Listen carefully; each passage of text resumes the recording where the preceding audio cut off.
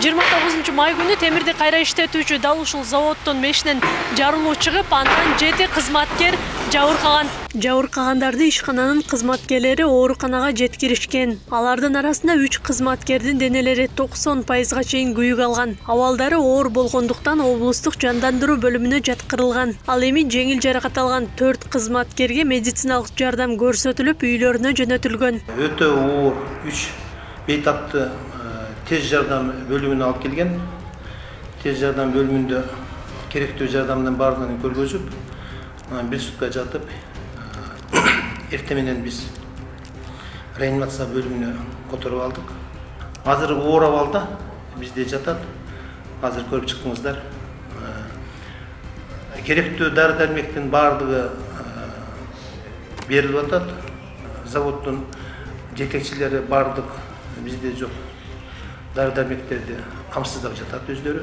Кырсык 29 май күнү саат 14:50 чамасында катталып, бирок шаардык өзгөчө кырдаалдар бөлүмүнө дээрлик 5 сааттан кийин кабар келип түшкөн. Ишкананын ичиндеги мештин түтүнү чыгып тургандыктан, анын жака белиндеги тургундардан буга чейин бир нече ирет өрт өчүрүү кызматына билдирүүлөр келип турган. Ал жерде ошол 14:49 жарылуу болгон экен. Биздикилер барган учурда ошол жарылуудан жабыркаган адамдарды ооруканага алып кетишкен. Биздеги өрттүн алдын алуу боюнча түшүндүрүү иштери жүргүзүлгөн.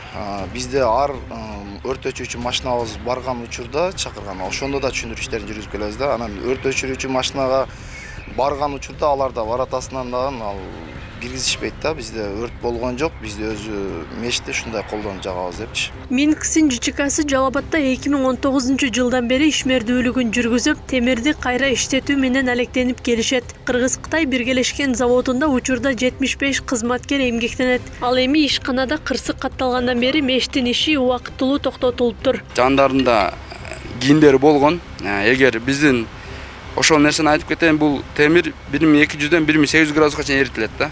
Анан кийин ошол коопсуздук кийими болгон үчүн ошончо күйдү да. Эгер ал болбогондо bundan дагы жаман болуп кетиши мүмкүн эле, жаман нерселерчи. Точносын азыр эч ким билбей атат. Божомолдоп айтканда, болжол менен ошол амортизаторду ыргытышып, ошол жерде бул печка жарылган эмес, ошону тактап айтып коеюн. Ошо печканын ичиндеги сырьё мындай чачырап кеткен да. Окуя катталган күнү ооруканадан Жалал Абад шаардык ички иштер бөлүмүнө билдирүү келип түшкөн. Учурда бул мештин жарылуусу боюнча милиция тарабынан текшерүү иштери башталды. Бул окуя боюнча Жалал Абад шаардык ички иштер бөлүмүнүн тергөө ыкчам тобу окуя болгон жерге барып, тиешелүү материалдар топтолуп, Жалал Абад шаардык ички иштер бөлүмүнүн маалыматтардык электрондук журналына катталып, азыркы учурда териштирүү иштери жүрүп жатат.